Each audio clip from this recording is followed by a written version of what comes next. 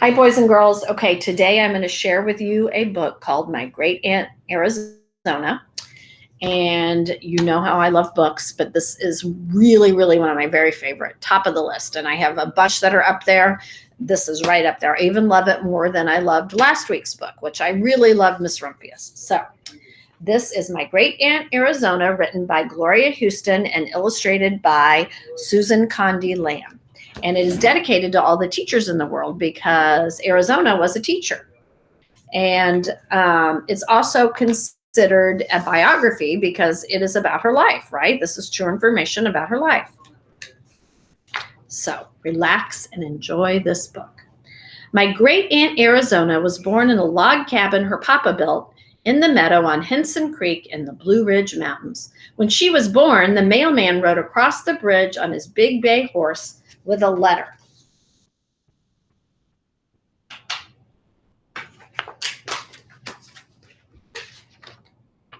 The letter was from her brother, Galen, who was in the cavalry. Far away in the west, the letter said, if the baby is a girl, please name her Arizona, and she will be beautiful like this land. Arizona was a very tall little girl. She wore her long brown hair in braids. She wore long, full dresses and a pretty white apron. She wore high-button shoes and mini petticoats, too. Arizona liked to grow flowers. And remember, the illustrations and how they're dressed tells us about the time period, right?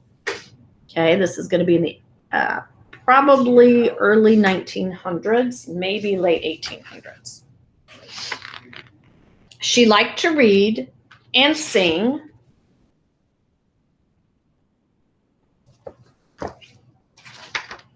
And square dance to the music of the fiddler on Saturday night.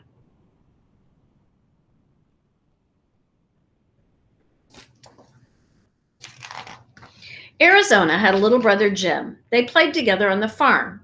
In summer, they went barefoot and caught tadpoles in the creek.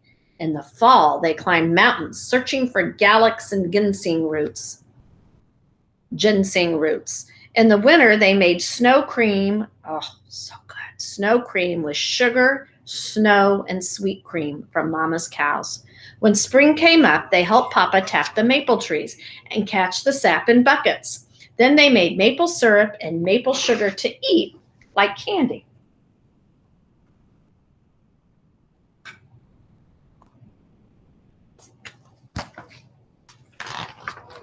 Arizona and her brother Jim walked up the road that wound by the creek to the one-room school.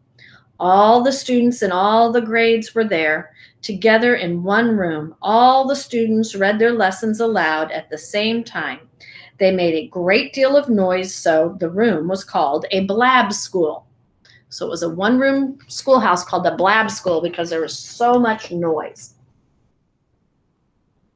But all the different ages are together. The students carried their lunches in lard buckets made of tin. They brought ham and biscuits. Sometimes they had a fried apple. They drank cool water from the spring at the bottom of the hill. At recess, they played games like tags and William Matromato. I don't know that game. I'll have to look that up.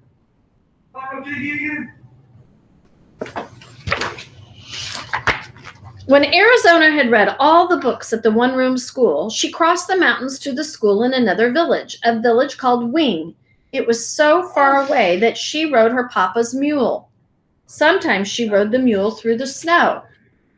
When Arizona's mother died, Arizona had to leave school and stay home to care for Papa and her brother Jim. She still loved to read and dream about the faraway places she would visit one day. So she read and she dreamed, but she took care of Papa and Jim.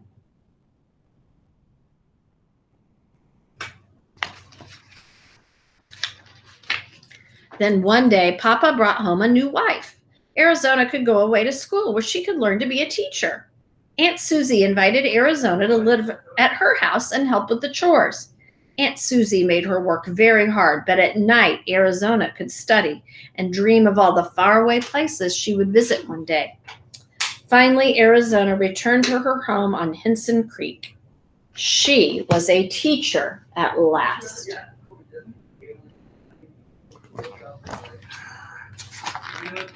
She taught in the one-room school where she and Jim had sat. She made new chalkboards out of lumber from Papa's sawmill and covered them with black polish made for stoves. She still wore long, full dresses and a pretty white apron. She wore high-button shoes and mini petticoats, too. She grew flowers in every window. She taught students about words and numbers and the faraway places they would visit someday. "Have you been there?" the students asked. "Only in my mind," she answered, "but someday you will go."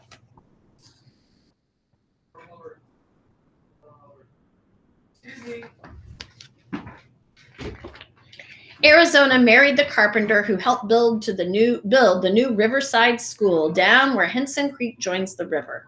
So Miss Arizona became Mrs. Hughes, and for the rest of her days she taught fourth grade students who called her Mrs. Shoes. And when her daughter was born, Miss Shoes brought the baby to school to the sunny room where the flowers grew in every window.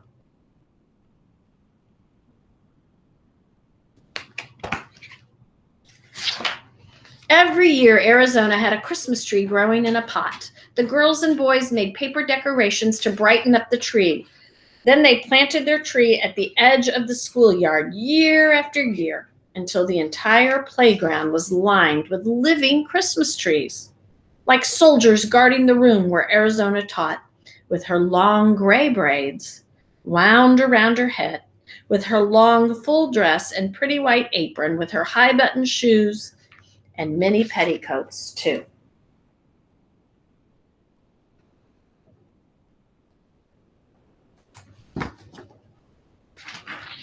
The boys and girls who were students in her class had boys and girls who were students in her class, and they had boys and girls who were students in her class. For 57 years, my great Aunt Arizona hugged her students. She hugged them when their work was good, and she hugged them when it was not. She taught them words and numbers and about faraway places they would visit someday. "Have you been there?" the students asked. "Only in my mind," she answered, "but someday you will go."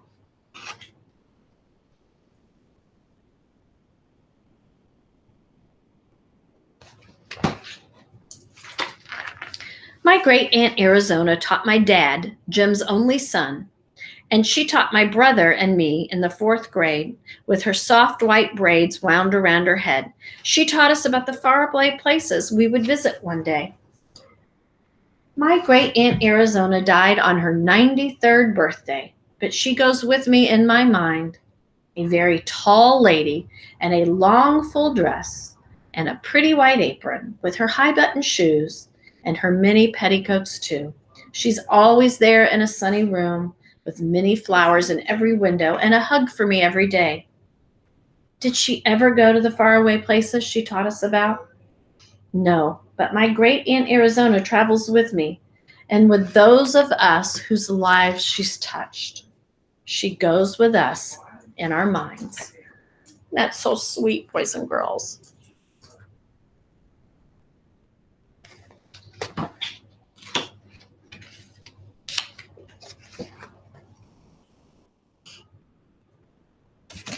Okay, here's a picture of Arizona with her daughter, Helen. Okay. Ooh, I love that one. Okay, so you will have in your materials pickup from Friday two sheets of paper that say My Great Aunt Arizona on there. And there are vocabulary words from the story at the top. And if you didn't already know them, then if you go back and find them in the story, if you read the sentences around it, you should be able to figure out what it was. I think you pretty much know all these. But it'll be fun for you to read these sentences and figure out which words fill in the sentences, okay? And then what I would do is when you find one that works, cross it out as you go, all right? And then my great Aunt Arizona, it is the same words. This is just a fun thing because I know you all like to do word searches. If you want to do the word search that goes with this book. But most importantly, I want you to remember that book because I love it so very much. And the Appalachian Mountains where she taught are beautiful. And I think it was in a very rural, very poor area, but stunningly beautiful. God's creation here is just something else.